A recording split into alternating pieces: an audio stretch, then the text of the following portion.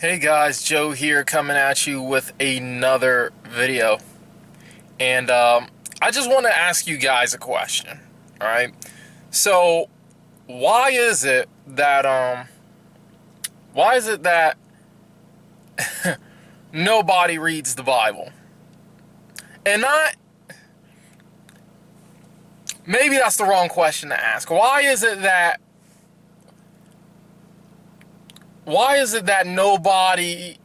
everybody goes through like all these things and these stuff and the drama of daily life and of social life and of like world history and everything like that, only to come to the conclusion that all this information is found in the Bible? I'll give you the perfect example.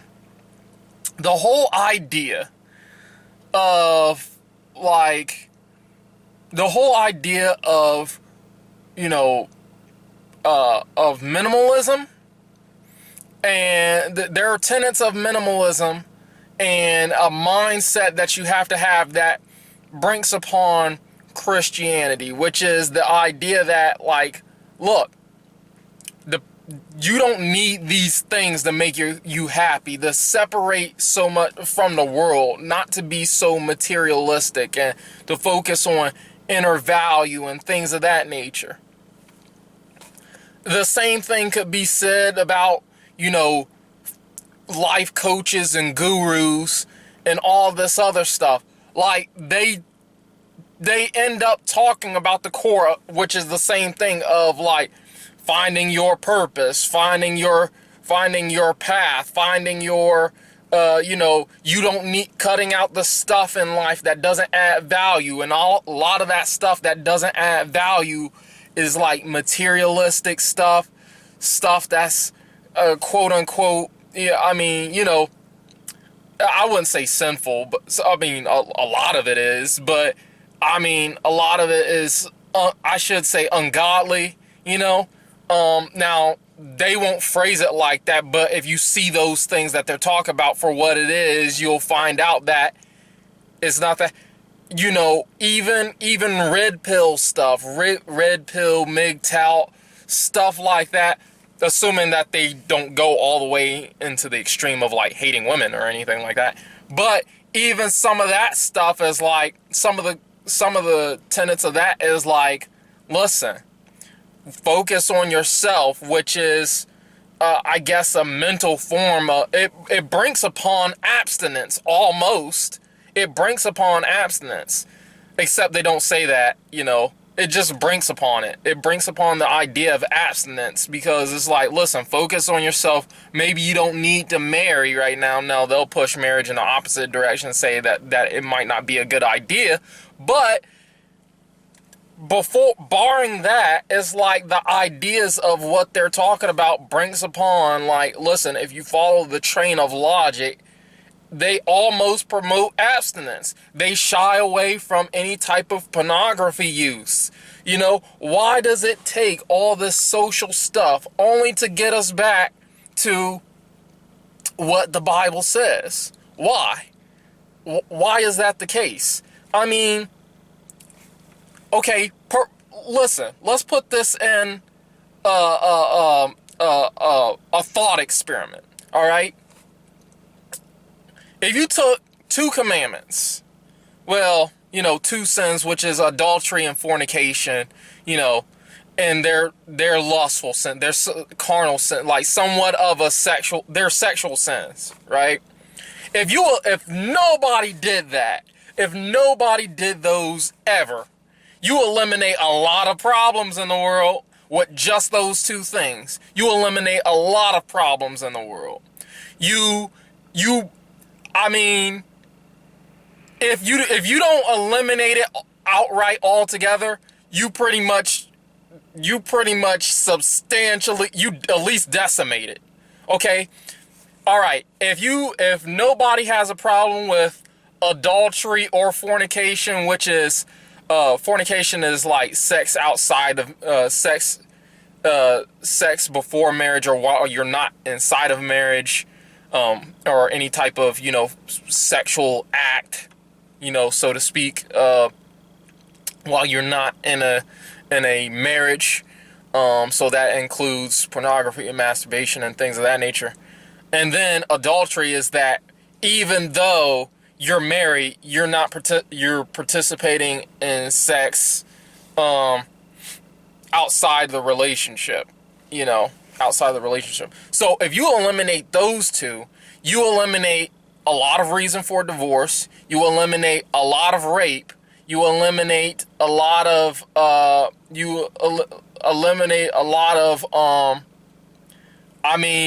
hey, you eliminate a lot of reason for human trafficking. At least you decimate that. I mean, really. If you eliminate a lot of divorce, that has implications of you eliminating. You at least decimate child support. You decimate it. You don't outright clear it, but you might eliminate that. You at least decimate it enough to where it's like it's a blip on the radar. You decimate any type of baby mama drama or baby daddy drama. You eliminate that. You eliminate a lot of social problems between men and women. You eliminate that, or at least decimate that. You eliminate the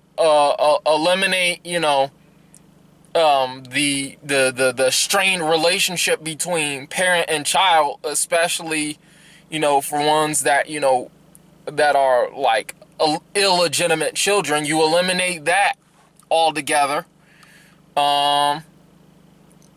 You eliminate, if you don't eliminate a lot of stuff, you will at least decimate it to where it's almost a blip on the radar. Just from those two things alone. Just from any type of sexual sin, you eliminate those two alone. If you eliminate those two things, then my goodness, you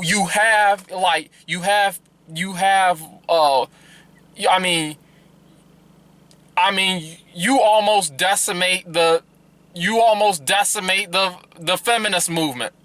Yeah, or outright eliminate it. You almost do that just by doing that. Because here's the thing. Because it also increases, like, it has natural implications to where it would increase the idea that people are going to be respectful towards one another, they'll respect marriage more, right? And because of that, because they're trying to approach a relationship with truthful and honesty and doesn't have this idea of like everybody can get it whenever they want to, and whenever they need to, they'll probably be more social creatures because you eliminate porn use.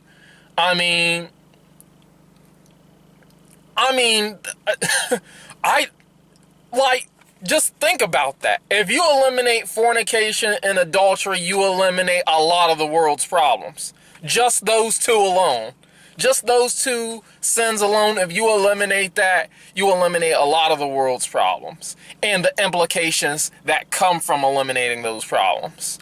I don't see any way around it. Dude, you have to be... I don't know, man. You have to be something else to say otherwise. I'm just saying, like, you eliminate it. If you don't outright eliminate it, then you would decimate it to where it's a blip on the radar. I'm telling you. But that's just an example. That's just one facet. All the stuff that gurus teach, MGTOW teaches, all the stuff that, about focusing on yourself to get your financials up and all this, and financial responsibility and not being so materialistic and pretty much outright, they pretty much preach, they all but nigh say abstinence. I mean, it's true.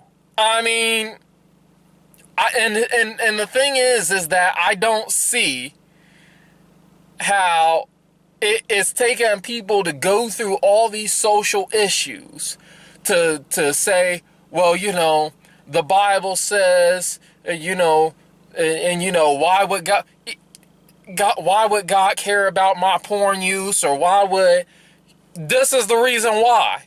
Because it eliminates pretty much all those problems. If everybody could hack it, it would eliminate a lot of the world's problems. You wonder why? Because all these problems are tied together. Why would God care about this? Is because, listen, it might not affect you like in that way. It might affect you in a different way. You might be wanting a relationship, and because you're so hooked on having the minute hookup or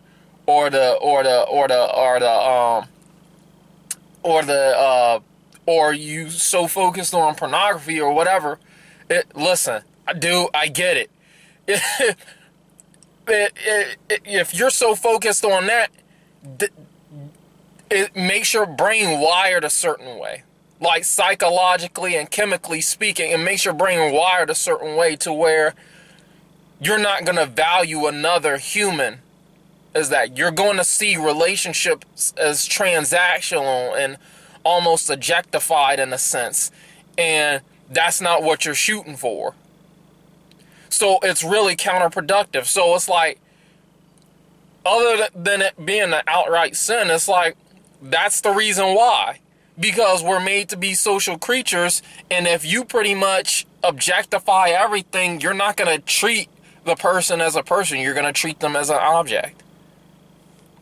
Like, I'm sure there's studies out there about it. I don't know what they are. But when you hear people talking, and when you see the trajectory in people's lives, when you see it portrayed in media, when you, like, everybody has this ideal romanticized version of relationships and stuff like that should be like, and how people's life should be like, and it takes elimination of certain things that's almost biblical advice, if not outright, you know, caution or warning signs or instruction. They ignore all that, and they went through the slog of just, you know, free gunning it, you know, and they come up to the same conclusion that was written in the Bible. Why go through all that? That's my question. Why go through all that? And it seems to me that it's not necessary. So, I'm sorry if that was a little bit ranty, but in any case, I don't see it. I promise you, I don't see it. I don't see the reason why people would have to go through all this if they don't have to, if they can read about it in a book. Even the fact that they're so bent on seeking knowledge, people are so bent on improving themselves that they even bypass the Bible altogether when it has all this stuff in there, when it has pretty much allegorical tales. I mean, really. And you can see them play out, and you can see what's happening behind the scenes. And then you see the reason why certain things were said, because you see the way that certain stories move. And so, you know what? I'm going to cut it off there. That's it. I'm sorry that was a little bit long and a little bit ranty. But if you like what I'm talking about, subscribe to the channel. Hit that like button, that notification bell. Share it, comment. And yeah. I'll see you guys later.